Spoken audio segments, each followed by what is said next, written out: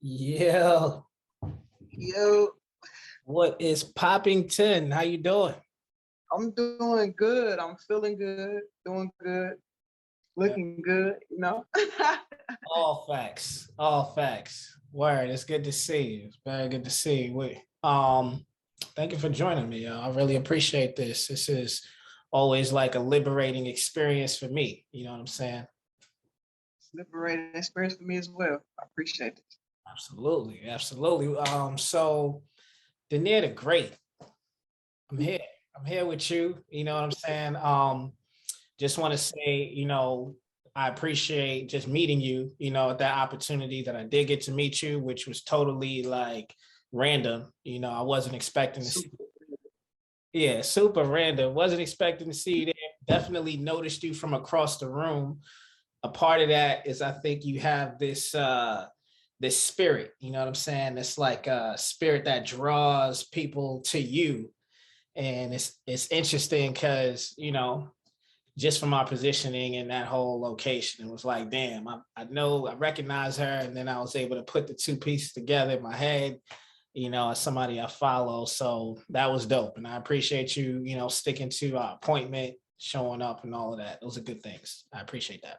I appreciate you. I appreciate you.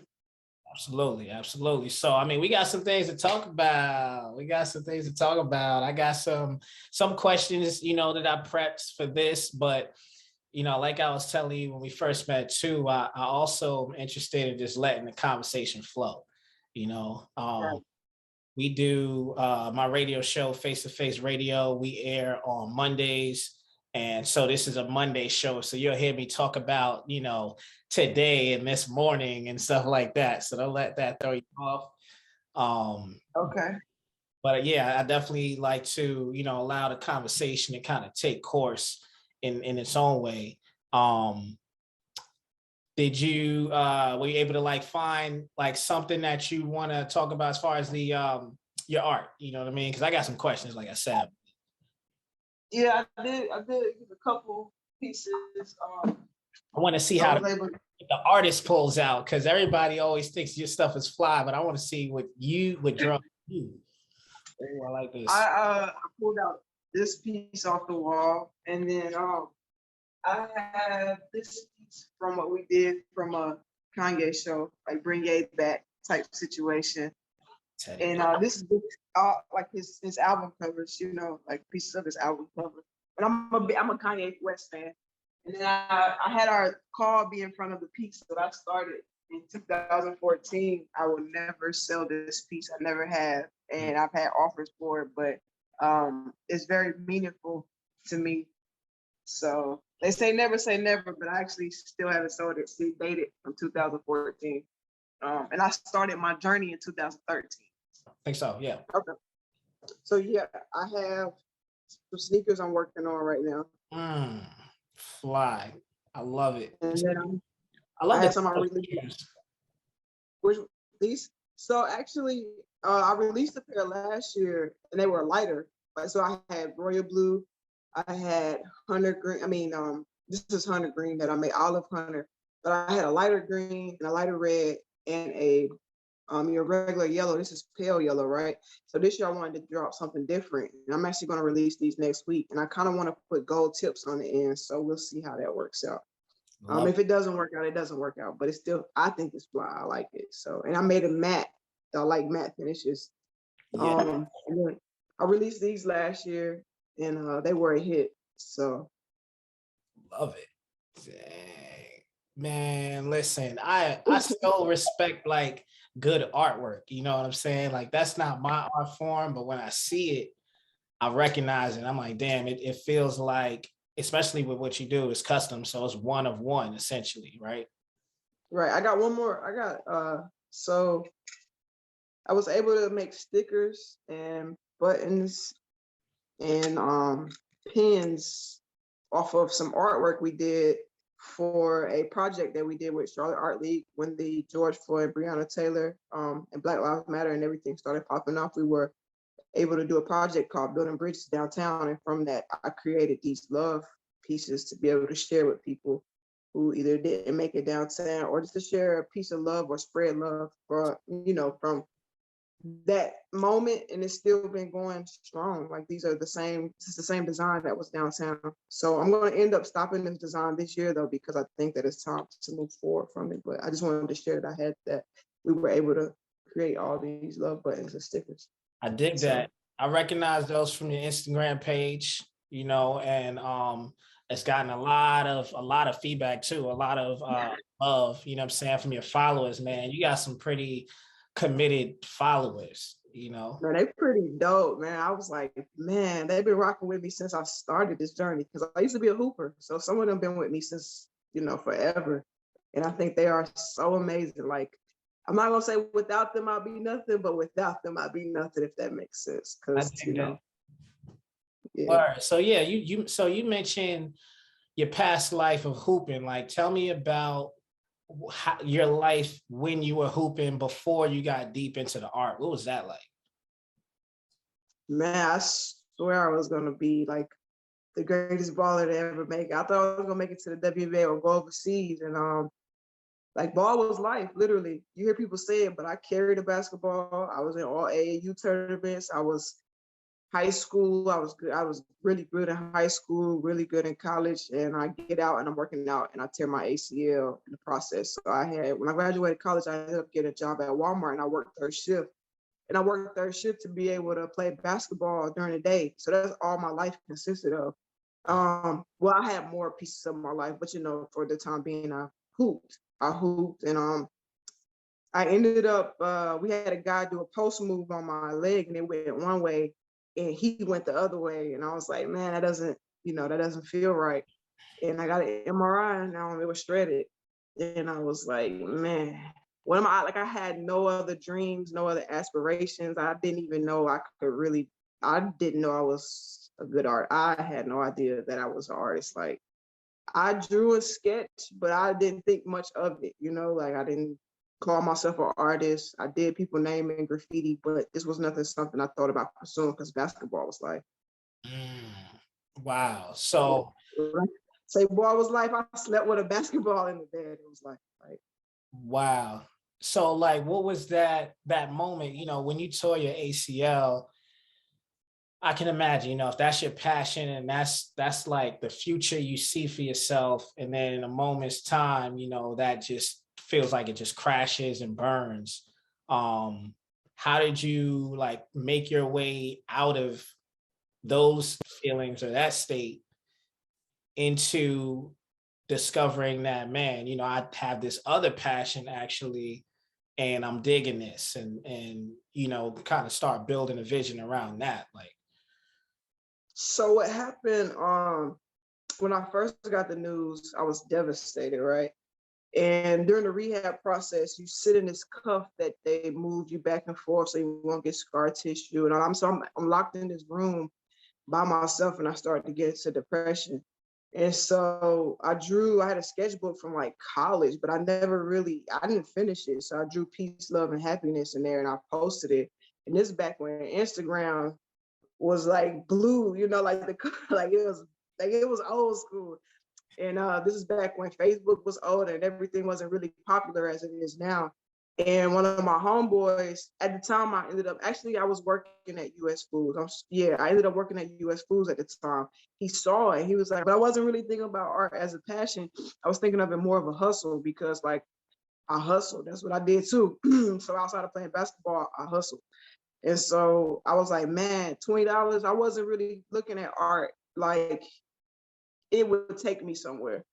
And so from there, people at work were like, oh, can you do my kid name? Can you do my name? So I was starting off with like 8x10s, 11x14s, selling them for 20, 25. So in that same year, I had said, man, I'm gonna start doing sneakers in January. I had already manifested that. So I got on the internet. This is before sneakers even became like, I'm not saying sneakers weren't a thing then, but like now they are a thing. I started diving into the research, YouTubing, finding whatever I could. And I had people donate sneakers to me just to be able to learn how to paint on. So from there, I think I was charging like $30 to paint on sneakers. Because once again, I wasn't looking at art how I look at art now. And so from there, I went from painting on sneakers, doing canvases, names for canvases, And then moving forward, it grew from there. That's how it grew. So out of my depression came this art. It's been a ride though.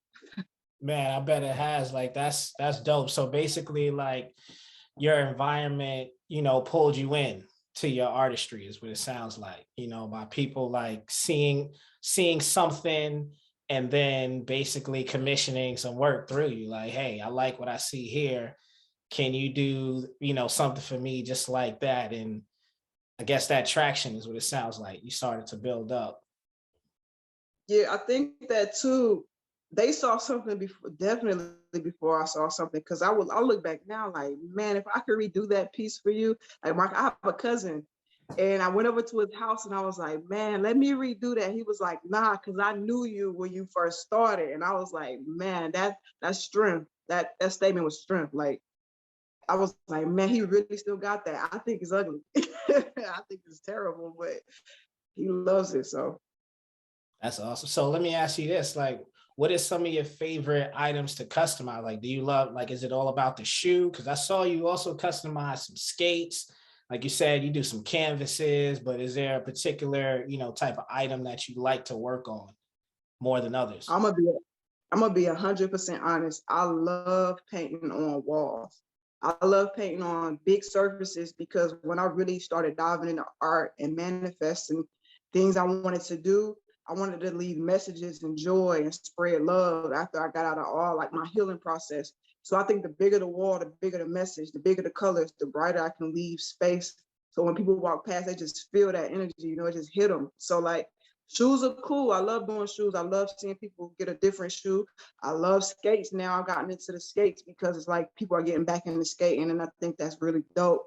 I love canvases, but I love doing walls. I That's love the time I get to spend on the wall. I love the message I'm about to leave on that wall, even though it's not verbal, you know what I mean, written. It's colors and it's bright and it's you're gonna feel the wall. Like I want you to feel it. I want you to feel the presence of that wall. Man, that's dope. That's dope. And I saw you also, I did some homework. I saw you also, correct me if I'm wrong, responsible for redoing the sign in the 90s, the museum of the 90s. Is that Oh yeah. Yeah, they didn't have a sign on the building. So they commissioned me to do the sign on the outside of the building. They are doing phenomenal. That place is phenomenal. If you haven't been, get to the home of the 90s, get yourself in there and enjoy it. They got local artists. We all got to come in, tear that place apart, and it is amazing in there. That's dope. I haven't been over there yet. Like I'm trying to set up the right time. Yeah. I know. I gotta get my fit right. You know what I'm saying? I gotta get everything right because I see the Get pictures. you a little Fresh Prince of Bel-Air, get you some Jordan 5s and walk up in there.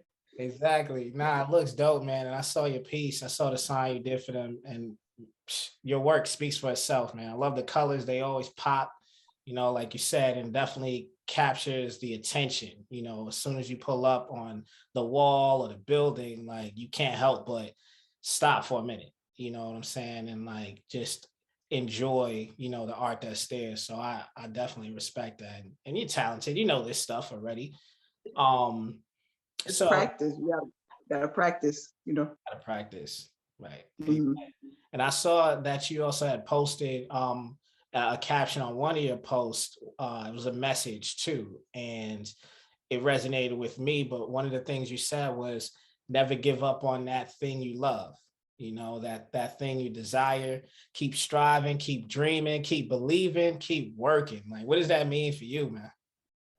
To be honest, so I do art full time, right?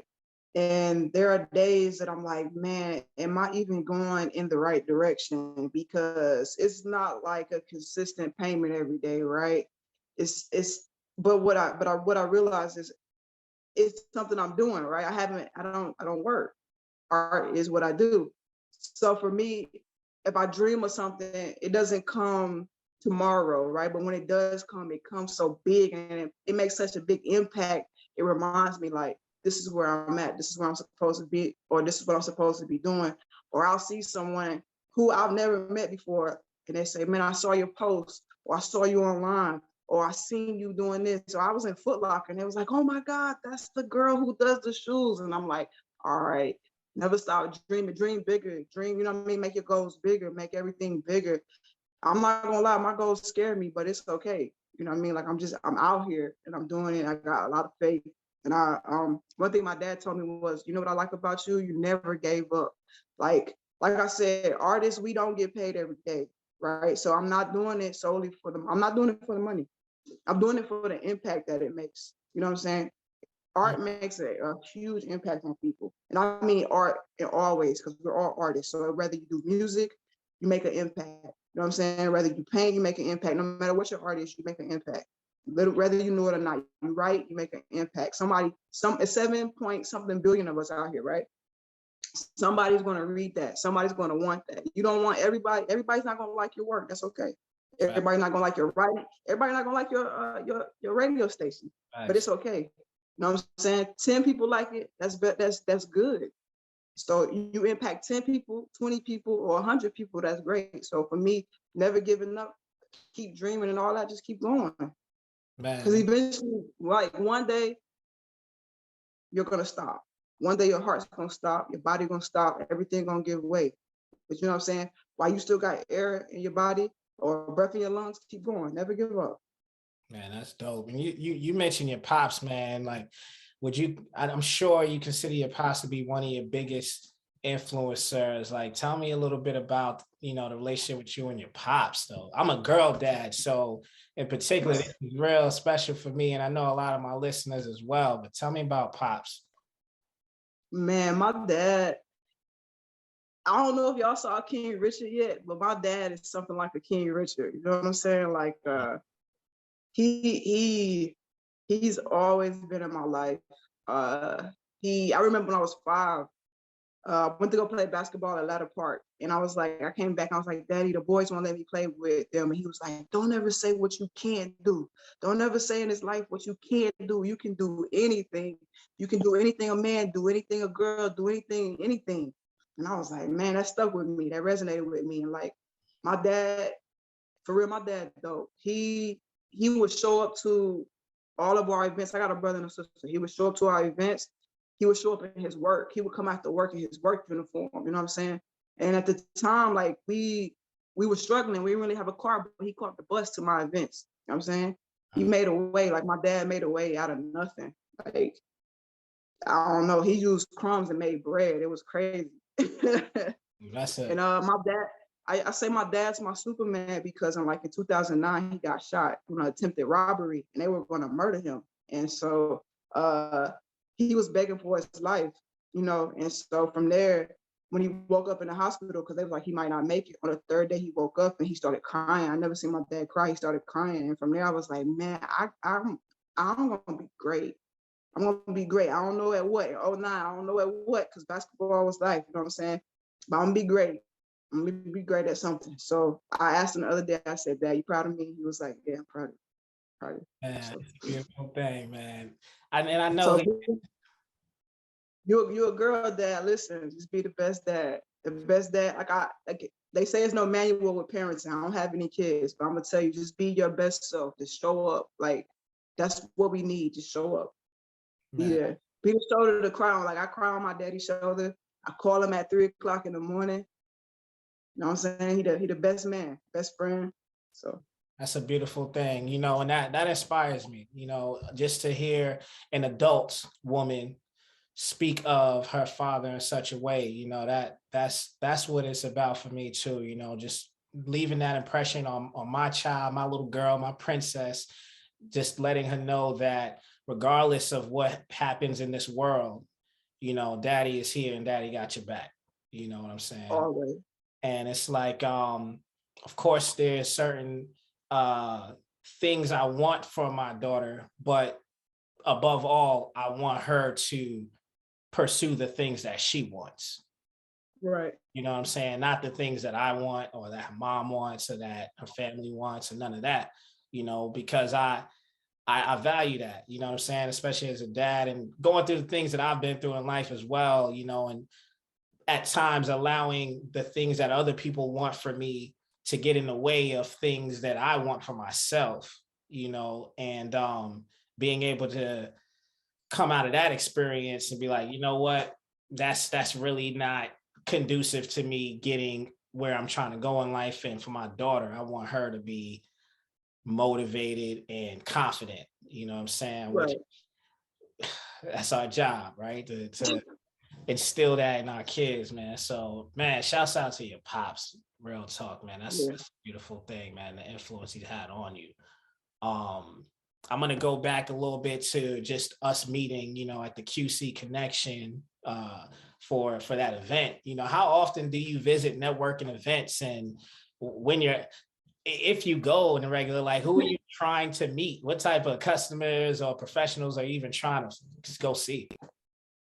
I I don't know how this about to come out or how it's about to sound, but like I only come out when like I don't want to say necessary. I don't really go out, right? So I'm like, it's crazy. I'm actually in a house a lot. But that particular night, I got invited. So most of the time, if I'm invited or I see something and I feel like it's about to resonate, because I just look for people I can vibe with, or people find me and come talk to me, and then I start talking about what I do. Like it's just been crazy how this art thing works. So the networking event I was invited to, and I came out and I was like, man, this is dope. You know what I'm saying? And then I ended up seeing you. So it was just crazy. You never know. Like I don't pop up at a whole lot of events. Like I said, once again, I am in the house or I'm traveling with my art or I'm doing art most of the time. So every once in a while it does feel good to go out. I don't club or party anymore. I did that in my 20s, you know what I'm saying? So that night was something that's more chill. So I can't say I really have something I'm looking for when I go out. I go with no expectations and I let the vibe come, or I fill out the space. I'm like a real energy person. So I dig that, man. It seems to work for you too, you know. That's dope. That's dope. like if the vibe wasn't right, I probably would have left because if it don't sit well on my stomach, you know what I'm saying? Like your stomach is your second brain. If something don't feel right or my intuition telling me this ain't where I need to be, I'll go ahead and go back to my safe space. I dig it. I dig it. Okay. What would you say is you know, as an independent in the artist as you are, what are some of the challenges that you would say, like top challenges, you know, that you face in your industry? Top challenges. It's and top challenge I face is it's getting better, but getting people to understand that artists, we or painters or visual artists or musicians, whatever, it's a real job. This is hard work, and we want to get paid too. And I think that some people still don't take it serious. I noticed there's art collectors. We got the Jay-Z's, we got the Pharrells, and they pay big bucks for people, right? But I noticed some people are like, oh, can you do this sketch for me? I'm like, this sketch costs money. Or, oh, can you paint this for me? I'm like, this costs money. Like, you know what I'm saying? Like, time is money. You know what I'm saying? So it's like the biggest challenge getting people to still take art seriously, Mm. like painting seriously. Supplies aren't cheap, drive your mileage on your car isn't cheap. And it's just not something I do it. I do it because I love it, but when it's time to do something commission, like I want to be paid. You know what I'm saying? I'm not gonna like you want to be paid. Pay these If artists, I'm man. Yeah, not like I'm like if you pouring your soul out, you worked hard. I've done a lot of free stuff to get here. I've done a lot of hustling to get here. I think the biggest challenge is still getting people to respect what you do. And I give them the analogy like you go to work. What if your job didn't pay you for every 2 weeks you didn't work? At the end of the day, it's still my mental, I'm pouring my soul on this thing. Like I want to. Got to be compensated for that, you know. Not only that, but like money's a tool. So I want to use my tool to be able to dig in the dirt, plant more seeds and keep this thing going. So it's. Big facts. That's sustainability. You know what I'm saying? I dig it, man. That's a real thing. So let me ask you this: do you have like a certain process before you get into this next piece? You know, this commission work. Like, are there things that you do to get in that zone where you like, okay, I'm about to kill this? Yeah, honestly, I meditate, and I learned meditation like 5 years ago. And when I meditate, like it comes to me, right? Like if I try to force it, it doesn't work. If I force anything, and I think that's with life, you force it, it doesn't work. You try to force your way in a locked door, you're going to end up hurting yourself, like no matter what people say, it hurts. So I meditate and I get in the zone, and then I get the colors out, get the colors in my palette, and I just let it go. Then I outline it, and it's like, man, that's dope.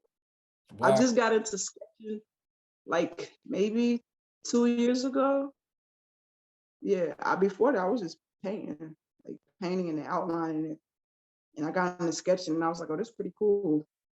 that's dope. Do you have like certain songs or certain music that you listen to while you painting? Um, yeah, I'm not gonna lie, I'm a Kevin Gates fan. um, I like actually, to be honest, I like intellectual music. If I is that a genre?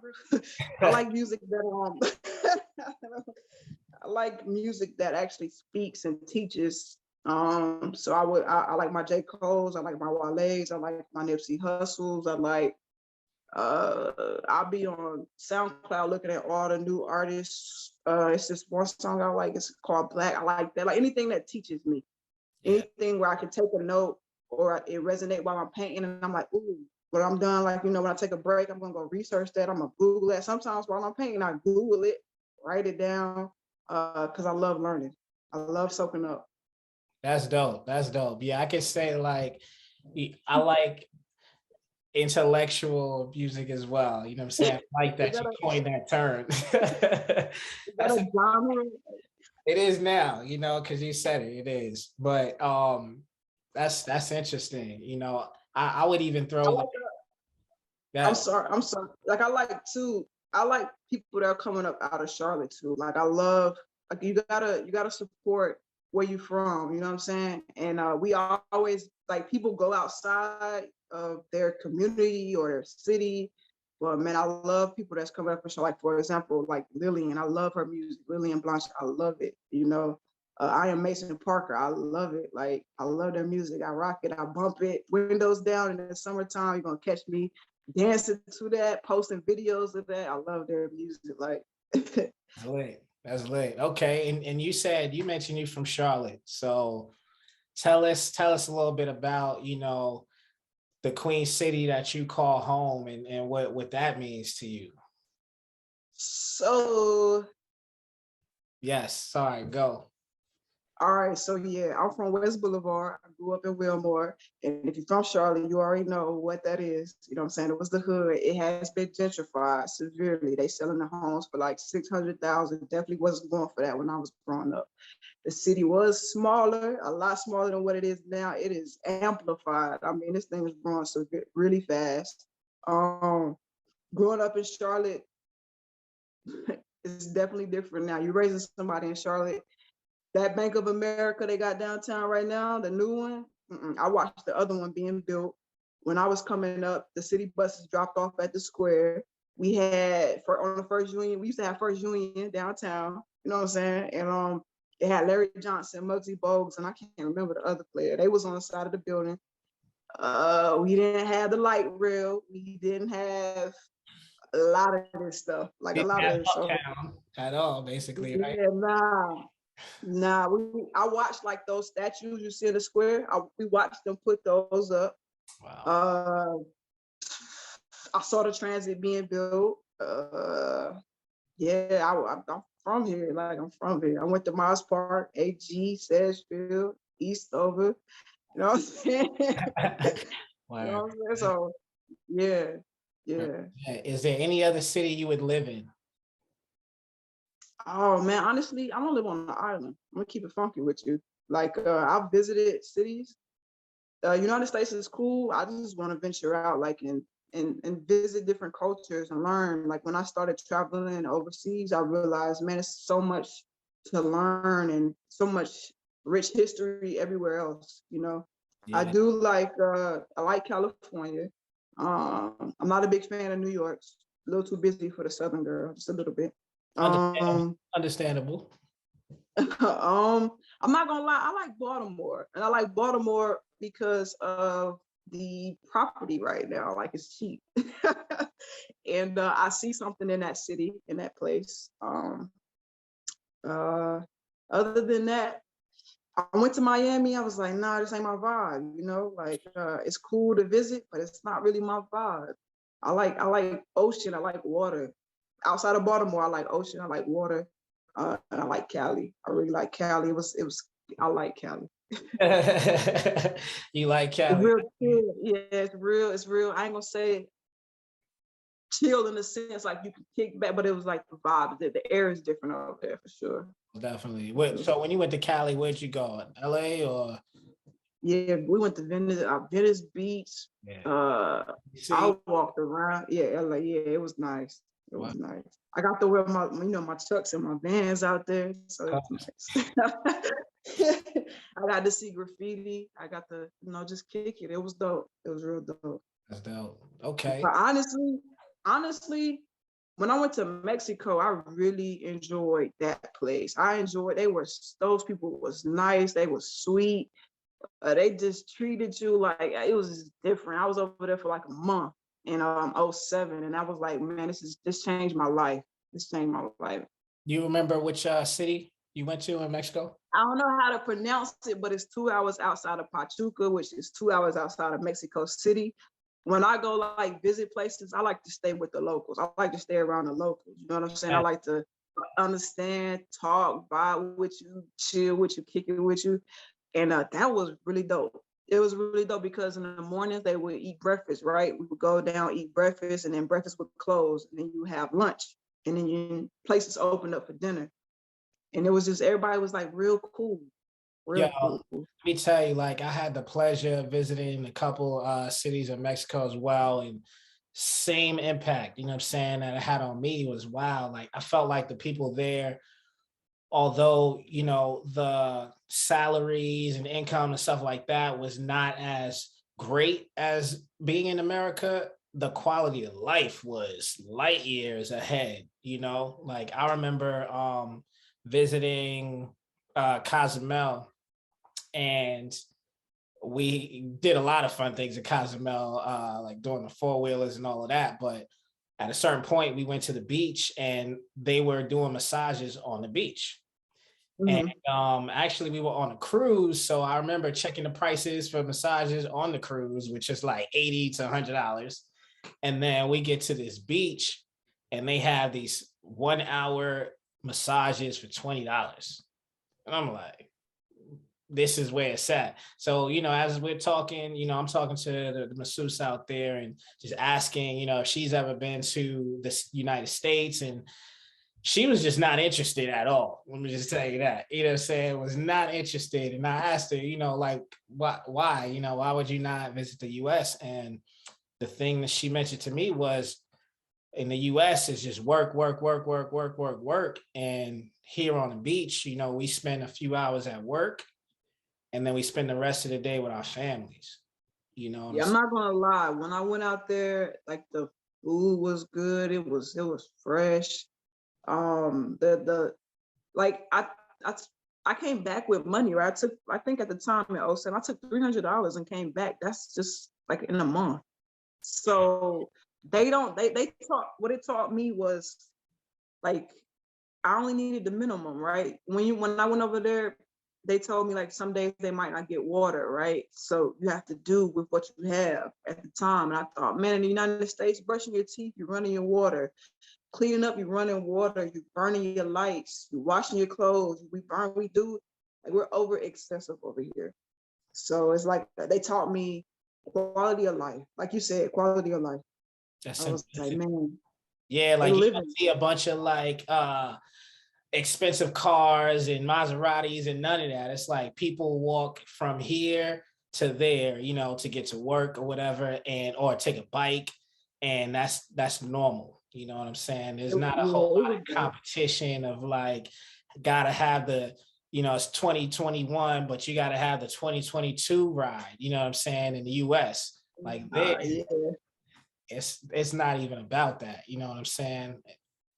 And I got a greater appreciation, and that was only in 2007.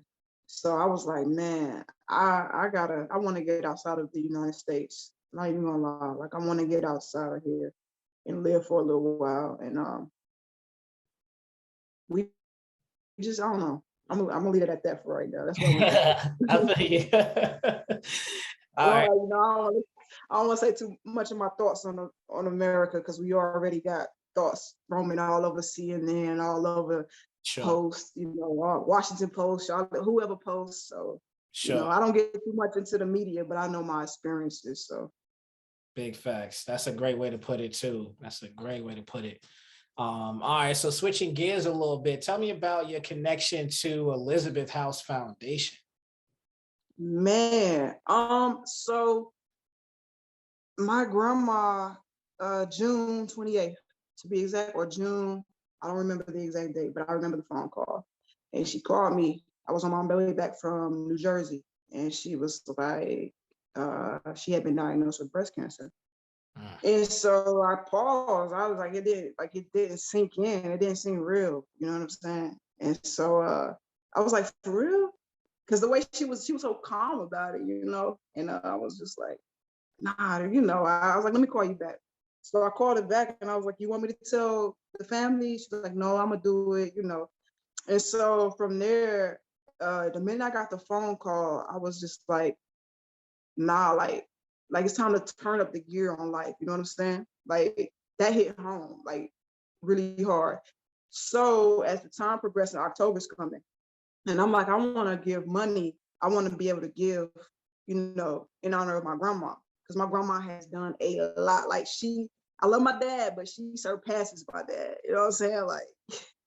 Like she's Superwoman 10X. So October's approaching, and I'm looking a place to donate money, right? And I want to support Black, Black foundation, because no disrespect, but a lot of people support Susan G, or a lot of people support, all the other foundations. And I'm like, man, you don't really hear about anything else. They're like, they make headline. Yeah. So I get on Google, and she popped up. Like I typed in like Black organizations, Black breast cancer organizations, and she happened to pop up. So I clicked it, and I was like, man. So I emailed them, was like, man, I want to do my art, give your proceeds to you. You know what I'm saying? Give proceeds to you. And she emailed me back, because I tried to do this last year, not even knowing that my grandma was gonna get breast cancer. I just tried to do it because I genuinely love to give. You know what I'm saying? So and I like for people to feel a part of the giving process, but they get something in return for giving too. And so she emailed me back, and I was like, oh, sweet. So next thing I know, we started talking more, and I ended up actually meeting her in person. And man, her story pretty dope. And what she do and why she does it is pretty dope. Like, I think people should look her up and dive into Elizabeth House. She got some dope things coming up. And so that's how we got connected, and that's how we got linked up. And I love what she does. She does the underserved women in the community. So that's dope. She gets the mammogram. Yeah, pretty dope. That's dope. And I see that you have links from your website that will allow people as well to donate to the Elizabeth House Foundation, through your website as well. So, I mean, that's definitely a testament of how closely connected you are, and that you do what you say. You know what I'm saying? So shouts out to you for that. Let me ask you a couple things. I'm gonna switch gears again now. Yeah, no worries. It's a stick shift. We can go from second to third, third to fourth. All right. So, what was I gonna ask you just now? When you are not creating custom pieces for your clients or throwing up some dope ass art on a wall, how do you prefer to spend your free time? Man, time really isn't free. Let's keep that funky. You know what I'm saying? I like working with the juvenile detention teams. I don't work for the police, but I work with, right? And I like to get inside and figure out how we can combat this violence that's happening. So I work with programs that deal with troubled youth, you know what I'm saying? And the only way to get through, they got the first hand. So I mostly like to work with our teens and our youth. I enjoy traveling a lot. I enjoy being in nature a lot. I enjoy reading a lot. Um, Being with my family, like a lot. You don't catch me with my family. A lot of people who are close to me know that that's my thing, my family. Um, and eating and cooking. I like, I'm actually a simple person, like, for real. I dig it. So wait, you said cooking though. What you cook? You got a dish or you got some dishes or what? So I'm plant-based, and so it's fun cooking in the kitchen.